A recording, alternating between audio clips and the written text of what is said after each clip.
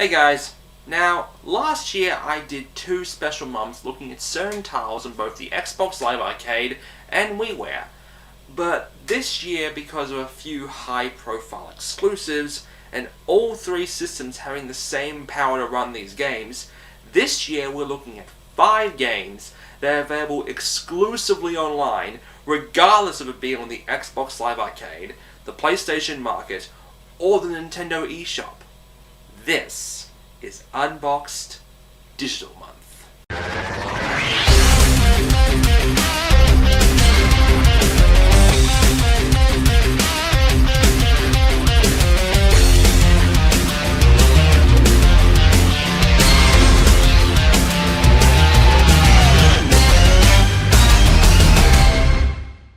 While a certain other PS3 Digital Exclusive got all the accolades, respect, and awards, there was in fact another PS3 Digital Exclusive that actually got my attention more.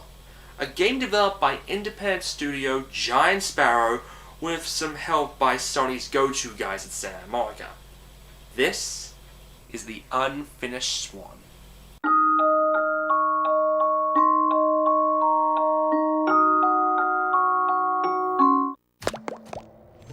So the game begins with a tale of a woman who loved to paint, but also suffered from a short attention span. You know they have pills for that, right? Actually, she probably did know that, as one day she died, leaving behind her orphan son, Monroe. Damn it, Sony! What is it with you and mothers and daughters dying? As he's whisked away to the orphanage, he's allowed to keep one of his mother's paintings. He chooses the titular Unfinished Swan, who one day leads him into another world. So with that, the game starts, and, PS3, you can load the map now. What's going on here? Maybe I press some buttons that... Oh, there we go. As the game begins, you're basically standing on a blank canvas, and assuming your eyes haven't burned down from the white on your HD TV... my eyes!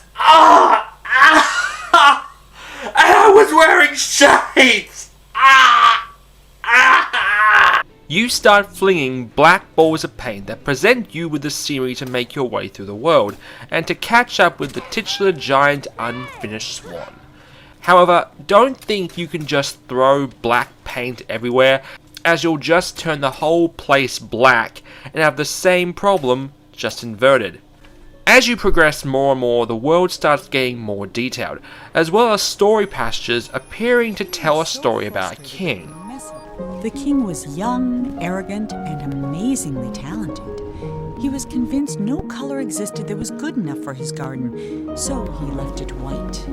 While he pondered how to create some new colors, his kingdom began attracting settlers, and soon he found himself with bigger problems. What started off as pure white throw on shadows, water, vines, hose, sniper... Wait a minute.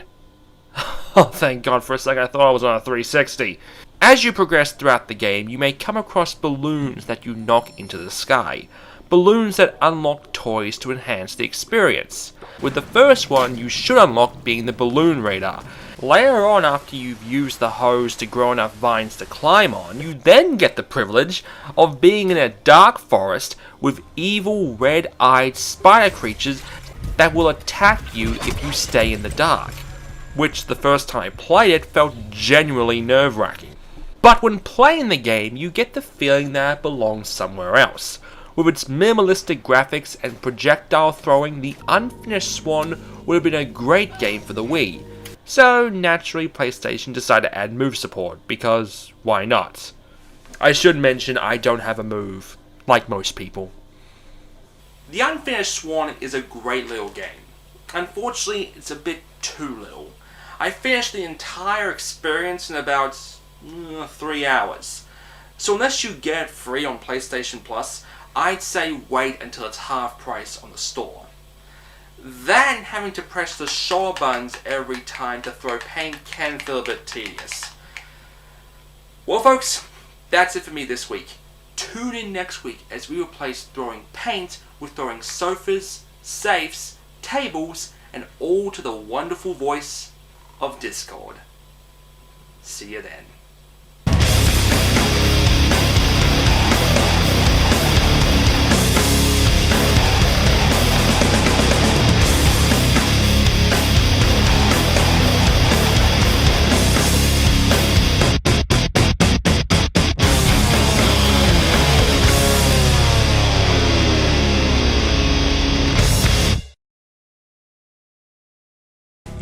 Thanks for watching, everyone. Tell me what you think in the comments below. And if you haven't already, check out last week's video on Deadpool. And click here. Please? It's lonely.